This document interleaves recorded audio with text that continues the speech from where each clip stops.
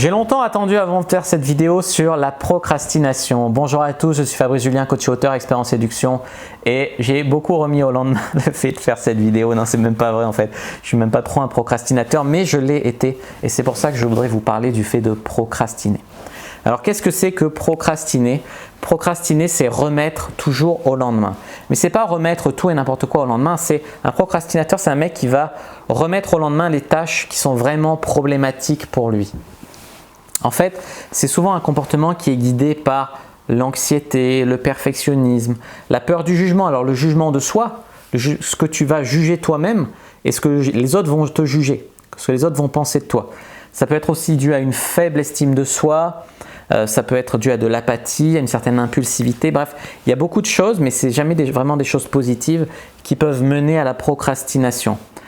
La procrastination, ça peut être aussi dû à la peur du changement. Vous savez, les êtres humains, que ce soit au travail, dans leur vie privée, etc., l'inconnu, le changement, ça fait peur. On aime bien nos petites habitudes, on aime bien notre zone de confort, etc.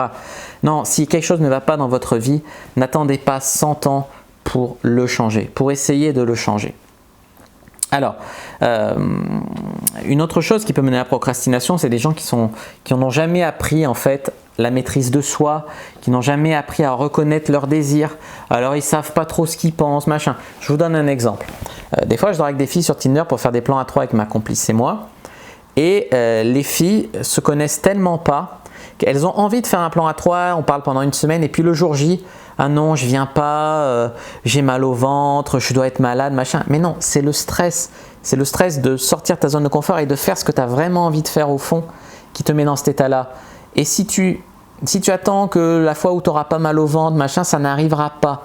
Il y a aussi des mecs, tu vois, qui sont là en mode ouais, je vais à un rendez-vous avec une fille puis qui n'y vont pas parce qu'ils s'inventent des excuses ou parce qu'ils ont un petit peu mal au ventre, machin. Non, non, non, non, non.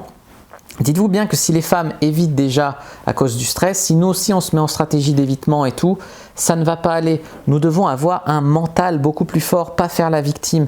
Y aller, tu as décidé que tu allais directement baiser cette fille, tu as décidé que tu allais faire ta première soirée en club libertin, tu as décidé que tu allais faire un plan à trois, eh bien vas-y, fais preuve de force, de caractère. Ne t'invente pas des excuses. Le mal au ventre, c'est rarement une appendicite, hein. C'est beaucoup plus que tu vas avoir du stress. Et justement, le stress, il reviendra à chaque fois. Donc autant réaliser que c'est pas si compliqué que ça en a l'air et le faire et jouir du moment plutôt que de garder cette frustration en soi et se dire je suis nul, je suis pas passé à l'action, oh là là, tu vois. C'est parce que je faisais des crises d'angoisse quand j'étais plus jeune que j'ai appris la valeur déjà de la vie, du temps compté sur Terre et puis aussi, tu sais, j'avais peur de la mort, j'avais l'impression de mourir quand je faisais des crises d'angoisse. Donc c'est pour ça que je voulais vraiment vivre à fond. Donc le stress ou pas le stress, bah les couilles, j'y allais. Je savais ce que c'est le stress, je savais le reconnaître. Mais il y a beaucoup de gens qui ne savent pas le reconnaître et donc ils s'empêchent de vivre des trucs extraordinaires en pensant que, en s'inventant des excuses. Ouais, mais et si la fille, en fait, c'était un traquenard et si et ça. Tu verras, tu n'as pas grand chose à perdre, tu vois. Il ne s'agit pas de faire des trucs de fou inconsidérés et de prendre des risques de dingue, mais il s'agit vraiment de vivre sa vie et de ne pas mourir avec des regrets.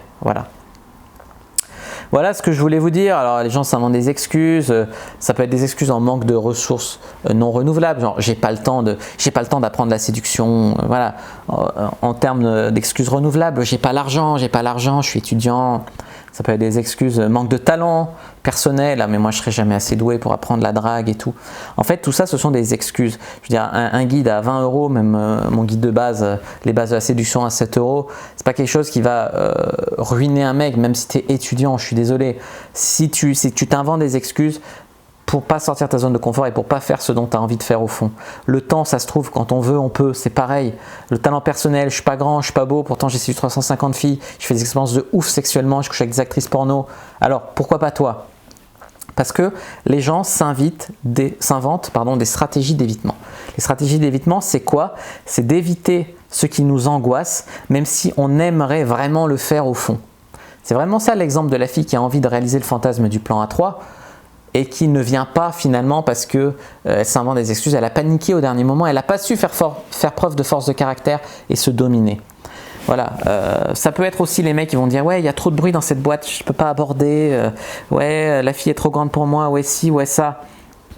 Non, ce que vous devez bien comprendre, c'est que vous agissiez ou non, le temps passera quand même.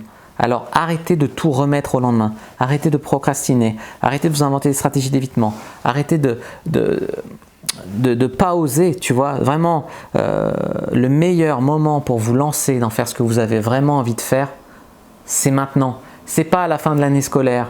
C'est pas quand j'aurai plus de boutons. C'est pas quand ci, quand ça. Quand les poules auront des dents, ouais. Voilà ce que je voulais vous dire. Bon, si vous avez bien aimé cette vidéo, qu'elle vous a motivé, qu'elle vous a fait prendre conscience de quelque chose, n'hésitez pas à mettre un like sous la vidéo, n'hésitez pas à commenter si vous reste des questions, je répondrai avec grand plaisir, à vous abonner à la chaîne, activer la cloche pour ne pas rater les prochaines vidéos, à me suivre sur les réseaux sociaux, aller faire un tour sur mon site, notamment l'article sur la procrastination, je vous mets un lien. N'hésitez pas aussi à télécharger le guide gratuit, à me rejoindre sur le groupe privé Facebook, et puis moi je vous dis à bientôt et que le dieu de la séduction soit avec vous.